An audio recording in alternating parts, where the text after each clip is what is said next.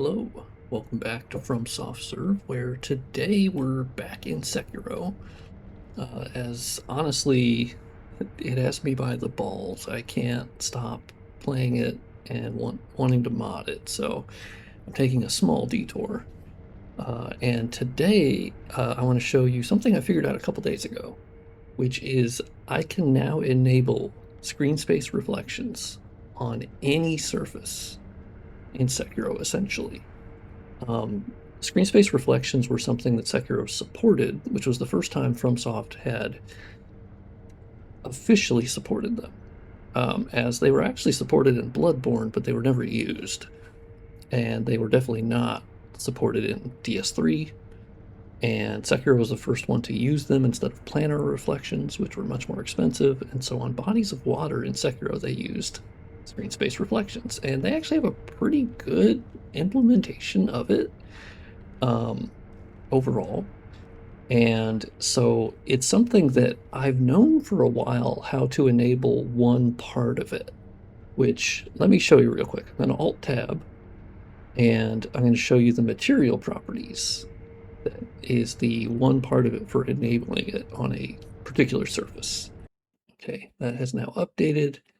And the first thing that you need to do is open up Smithbox, and we're going to open up my Sekiro project, which you need to use UXM Unpacker on your Sekiro files to be able to create a project in Smithbox. And so basically, let's go to the visual map editor, and let's go to Ashina Castle. Let's load up that map. And basically, we need to find the surface that we want to enable screen space reflections on. And for me, it was this wooden floor that you just saw. And of course, that's after I had already done it. And of course, the reflections are too strong currently, but it was more for effect to really amplify them. And so if we want to actually go into this room, I believe we should be able to get down here. Yes, so here's the room where Kuro, Yeah, Kuro is, and you can see, of course, here is the wooden floor.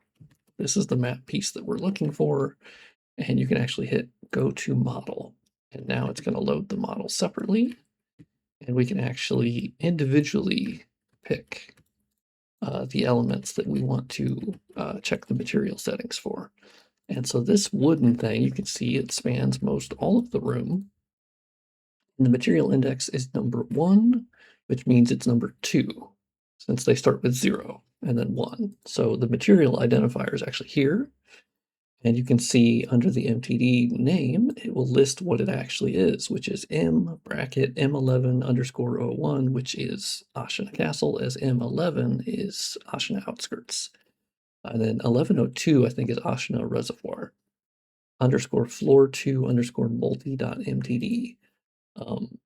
Sekiro went to a method of different material settings for so many different surfaces. They ended up actually specializing almost every surface type in different maps to the way that they want them to look, versus where DS3 and prior ones had more generalized material settings. Specifically, obviously go back to like DS1, it was very generalized, as it could be like stone or wood.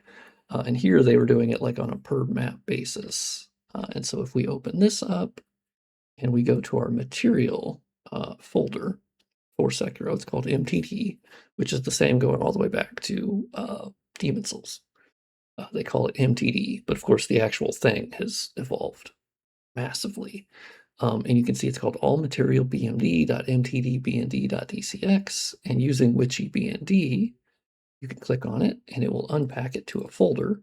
And inside that folder is every single material file for every single thing in the game, and basically tells the game engine how it should be handled in every way. And so basically, if we want to go find this one here, we basically scroll down past the top portion here, which has all the bosses and hair and all that stuff. And we go into you can actually see MARSN, which is albedo, reflectance, shininess, and normal map. That's what that actually stands for. That was started with Bloodborne. They actually switched over to this material system with Bloodborne was the first one.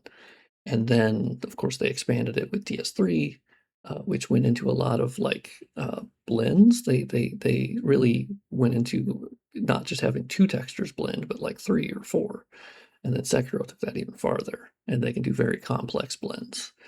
Um, but you can see a lot of these don't end up actually getting used. These are the more specific ones that you would see in like DS3, where it would be like, here's a 3 surface blend, here's a 4 surface blend, and it's just a general MA or A. See, they even had AMSR, which I believe is metallic, and so that's a different version as well.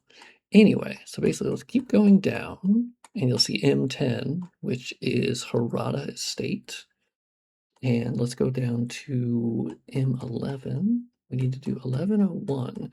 Now, of course, you could just use the search function. And so we have M1101 floor 2 multi right here. So basically you hit wiki-bnt on that, and what you get out of it is a text file. And in that text file, you open this up in Notepad++ or whatever your text editor is. And you can see I already had it open actually. And basically you see how they break down the material of like, here's the strength of different things. Should it fade from the camera, I guess? And then you'll see there's a very straightforward option here called Enable SSR. And most of the surfaces have it set to false. And it's primarily used for water. But there were certain surfaces that they did actually use it on, and yet they mostly had the, and this is what confused me, is that there are surfaces where this was already turned on, but when you go in game, you didn't see any SSR happening, which was sort of the wall that I hit. Because I was like, well, okay, then I guess I just don't understand. And so this is how you turn it to true, and then you basically hit wiki-bnt, it packs it again, and then you hit wiki-bnt, it packs the all material, and now it's ready to be used in game. But this is where I figured out the other part of it. And this is down to, they switched from Bloodborne to DS3. That the games right there already made a shift that I wasn't as familiar with, where basically in Bloodborne, the surfaces were made up of the albedo texture, or the color texture, or the diffuse texture, and then it had a reflectance map, a shininess map, and then a normal map. And that's what made up the surfaces. But when they went to DS3, they actually sized that down to just an albedo and then a normal map. And I was like, well, that's interesting. They got rid of 2 of the maps. That, I mean, clearly that saved storage space. But it was Trivia who told me, is like, so the reason they did that is in DS3, they simplified it to the gloss channel being inside of the normal map. So they didn't have to do the 2 other maps. So basically, you'll see in the modded files here, M11 is for Ashina Castle, Ashina Outskirts, and Ashina Reservoir. And we hit into M11, you'll see just like Dark Souls Remastered, Bloodborne, DS3, they have them set up into these TPF files, which are their texture files. And they have 4 of them, starting at 0, 1, 2, and 3, and they're stored numerically and alphabetically. And so basically here is the key thing in the material settings. If you scroll all the way down on the material file that we pulled up, it will actually tell you every one of the textures that is assigned to use that material at some point in the game. And so you'll see here it says M11 floor wood underscore O2 underscore A. So the A is albedo. And then the underscore N is normal. Very straightforward. And so basically we're looking for M11 floor wood. And so alphabetically, that's actually in the first one. And you can scroll down, and basically when you find the one that you're looking for, you can use the search function as well. I am weird in that I tend to like just surf to it. So we're looking for floor wood O2. And so let's actually unpack the albedo as well. And we hit Witchy B and D, and you can see I already did it on the normal map, but you hit Witchy B and D, and then we go back up to the top where the folders are, and you'll see now we have, this is the albedo texture, which has already been upscaled by me in a way earlier point in this mod. So it's a 2K resolution albedo. Most of theirs were 1K resolution, and they were just very good at tiling. And so that's why it wasn't as apparent that they weren't like high resolution. It was pretty brilliant, frankly. And then here is the normal map, which is stored as a BC7 texture. And you can see they have it stored in an interesting way in that they have the red and green channels, which you essentially have like your horizontal lines, and then you have your vertical lines. With how basically they handle the normal map. They always have these two different channels. And historically, like in DS2, they actually have the red channel down at the alpha channel. That's where it gets stored. And then the blue channel they use for like an AO map. And so it's a little different there. And then this setup is basically where Bloodborne and DS3 went, where the blue channel, well, I guess for Bloodborne it was actually a little different because their blue channel is where their parallax was stored, or AO map. And DS3 moved that to the alpha channel. But that's basically what we have in Sekiro, where you can store your height map in the alpha channel, but currently I haven't figured out how to enable that. That's the next thing for Sekiro for me, is to figure out how to enable parallax occlusion mapping, because the engine still supports it. It still has full support for this. Elden Ring has it as well. Armored Core 6 has this as well, but they don't use it at all. Realistically, I need to find one instance where maybe they did use it, and then I can sort of like reverse engineer that and figure that out. But thus far, I have not been successful. But I did get SSR, so there's hope, because I didn't think I'd get that working either. But basically, your blue channel here is your gloss channel. And so the brighter something is, the more white something is, the more, I guess, reflective or specular quantity, however you want to say it. I'm saying it wrong, I'm sure. It is in game. And so they have a lot of their surfaces set quite low on this, which I think is a response to DS3 and Bloodborne, where they were struggling with the PBR workflow. And so most things were greasy and wet. And I don't think they always intended for that to be the case. And so Sekiro, they almost went too far the other way, in my opinion, where they were afraid of specularity, except in very specific contexts. And so my mod, I'm now going through most of the normal maps for surfaces that I think should be a little bit more specular, and I'll show you this in game in just a second. But basically, this is what you can modify. And you could easily, like right now it's a little too reflective, so I could just bring it down a bit by using the output levels. The input levels, you can toggle it differently, where here you can actually dial in where exactly on the surface do you want there to be shininess. And you go the other way if you want to up the black levels, because then it's going to have more and more of the image that isn't going to be reflective. So it depends on the surface and how reflective you think it should be in your mind. It's not an exact science, but you test it, you go in game, and basically I save that as BC7, and then you hit Witchy B&D, and then you go back to your texture file, Witchy B&D, it repacks that, and now it is ready for the video game. And so let's go back in the game, and I can show you. So that is the exact texture that you're seeing here. You can see as I move around, it is reflecting the environment that it's in, as it's, of course, SSR. And they do pretty good at avoiding the disocclusion artifacts as far as like Sekiro being in front of the image here. Now you will see on the left and right side of the image, but specifically left here, you can see where the SSR sort of like kicks in.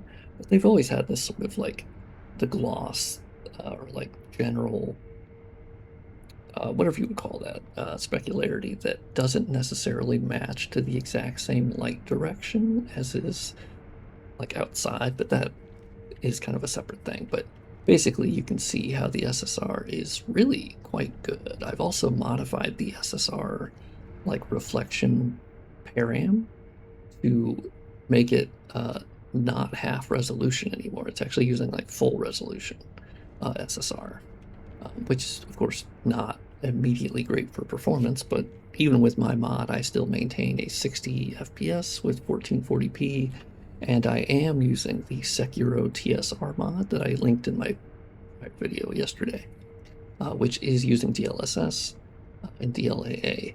And you can see I do have shaders for my reshade, and I can turn those off, and you can see this is the difference. So it's not huge. It's not a huge difference. It's mostly tone mapping and some sharpening. I just prefer this method or this way because it's a lot less washed out on my monitor. But it doesn't affect like the SSR or anything like that. Now, of course, if you switch to a different DLSS preset, it actually does affect the SSR and like shadows. It does actually have an impact on that. But let's go some other places. Oh, I can't go up here. That's right. Yeah, this is the character who has beaten the game. Let's go to the... Ooh, I can't do that either. Let's go here.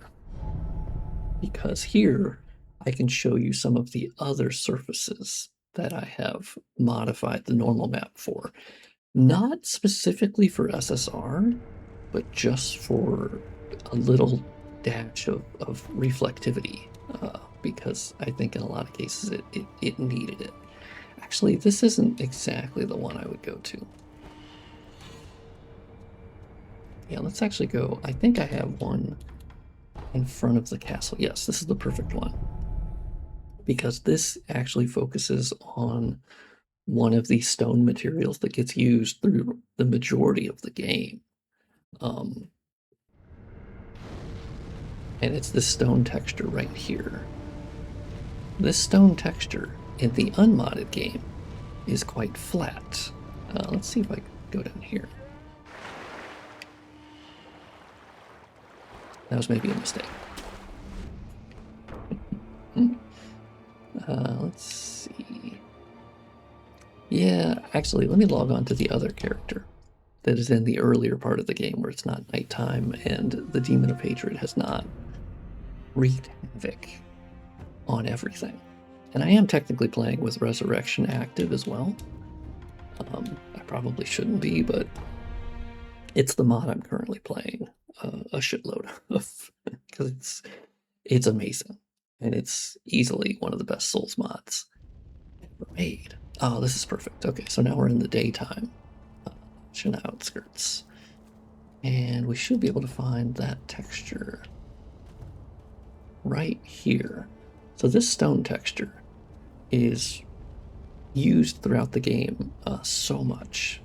And as you can see here, it actually has specularity now because I've modified the normal map for it.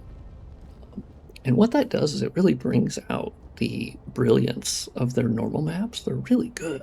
Like they're fantastic quality. And this is probably also because they're not using parallax occlusion mapping. Because what they're doing here, it's actually a hybrid of geo. It's actual geometry. And then they're using the normal map on top of that. And really well tuned, and so you get a great effect. But the adding of the gloss channel with a little bit of specularity, depending on the surface, it really brings out the detail. And so you can see as I pan the camera, you actually have specularity from the sun, and it looks awesome. And it's something that was just lacking in the base game because they had the gloss channel set quite low for many surfaces. And so I know this will, of course, not be to everybody's taste, but I think it looks tremendous. And that's the direction that my mod is certainly going in. Is you can even see the SSR, of course, on that puddle, which that I had figured out back in December of last year of how to enable SSR on the puddles, because that was just the material file. I just had to flip on the SSR.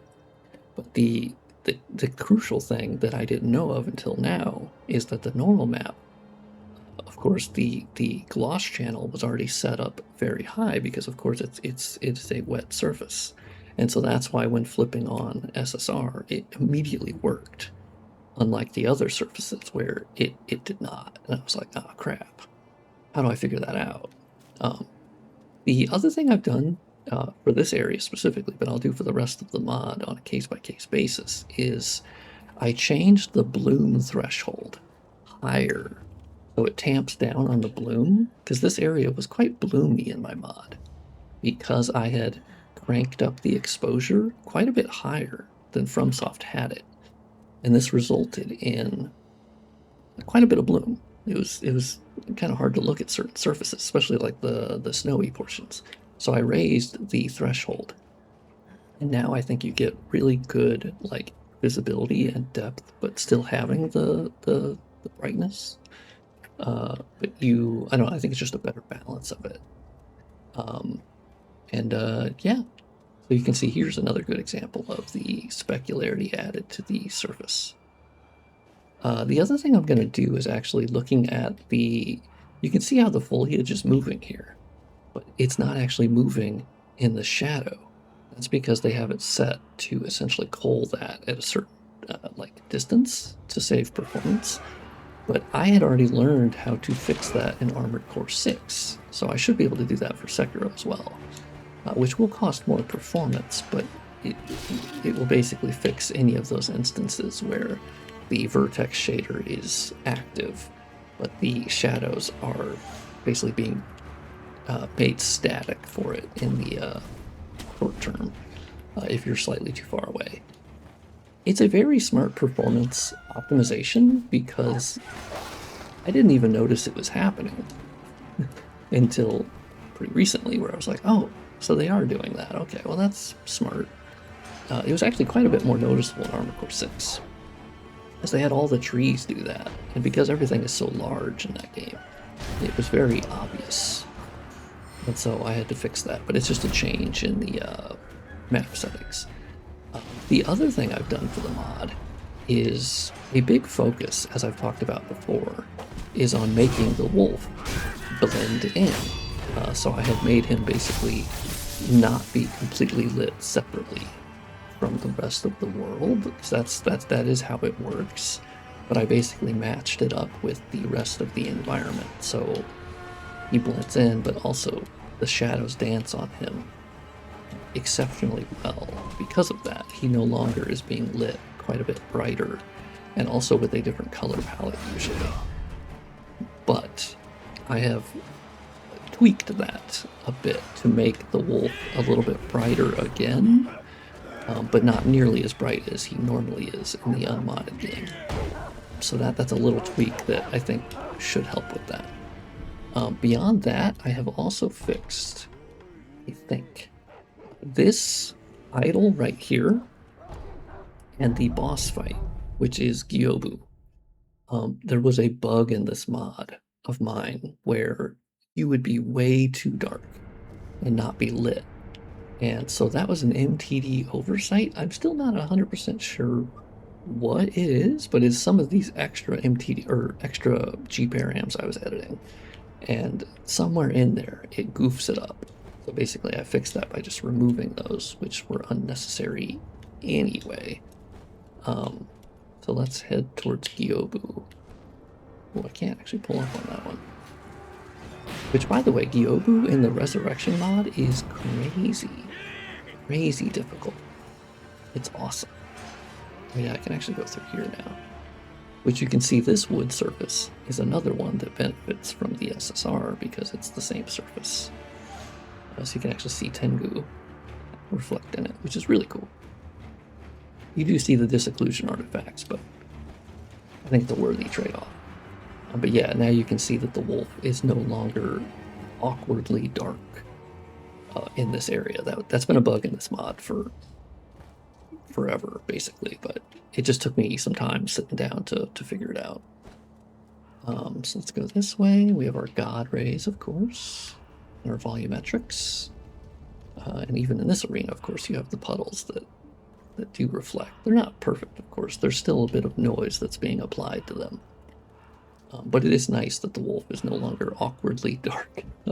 Just like zero lighting being applied to the wolf. But I think that's enough for now, because my throat hurts because I haven't drank enough water today. Yeah, hopefully you liked a little bit of this look at some of the quirkier things that I'm doing with Sekiro, and parallax occlusion mapping is like my ultimate Mount Everest, because if I can figure out parallax occlusion mapping, that's amazing. Also, you might be curious, the things that I'm learning here, are they applicable to other FromSoft games? Yes. So I've actually already done exactly what I just did here for surfaces in Armored Core 6, because it turns out the process is exactly the same. And that game actually benefits a whole lot more, because basically everything is metallic. So it benefits hugely from this. And so I've already started work on a couple things, but that mod is not going to be actively developed for a while. But it also means Elden Ring. I can now pick any surface in Elden Ring I want. I should be able to enable SSR if I think it needs it. Because if you remember, there's actually the room in Raya Lucaria as you're entering there. That first room with the reflective floor, for the longest time, it was using a terrible cube map, and it looked awful. And at some point, FromSoft patched it themselves and fixed it, and actually applied SSR now. But there are other surfaces that could benefit from it that I don't think they're using it on. And so now I've figured that out as well. But the Holy Grail, oh, you can see there's actually a G-param change here.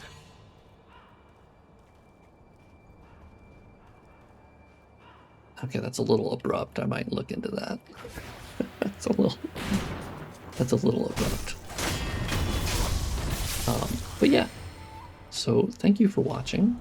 I hope you've enjoyed this, and let me know what you think of cool Sekiro modding. I'm really proud of how this mod looks, which once again, I can show you the disabling of reshade, re-enabling it, disabling it, re-enabling it. You can see it's mostly the tone mapping.